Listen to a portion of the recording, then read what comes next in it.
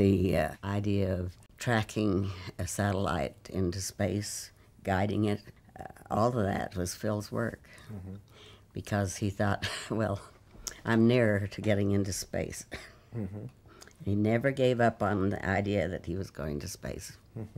Well, actually, let's finish that idea off, because in 1969, Apollo moon rocket landing, and they use Phil's camera tube. They had a miniature image dissector. The reason was that the image dissector, while it didn't have the power, the brilliance of the RCA tubes, it had definite fidelity.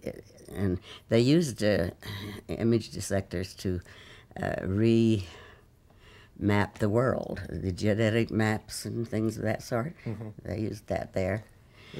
The image dissector was used to send shots back from the moon to Earth. Right.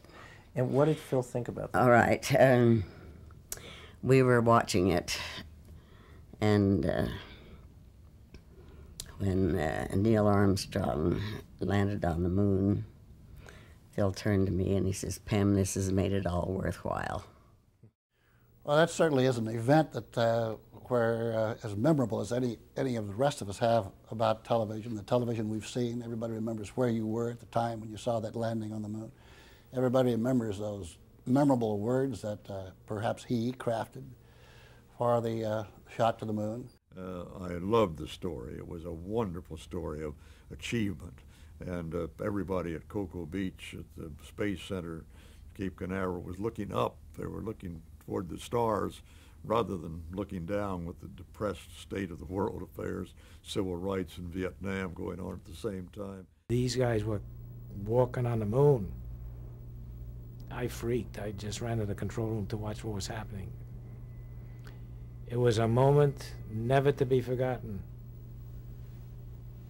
What was the atmosphere like in the studio?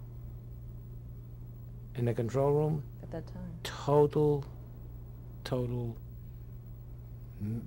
they were mesmerized. Man walking on the moon. How do you deal with that? So this was a relief story for all of us. And then, of course, the ultimate of man landing on the moon was the great story of our century, I believe.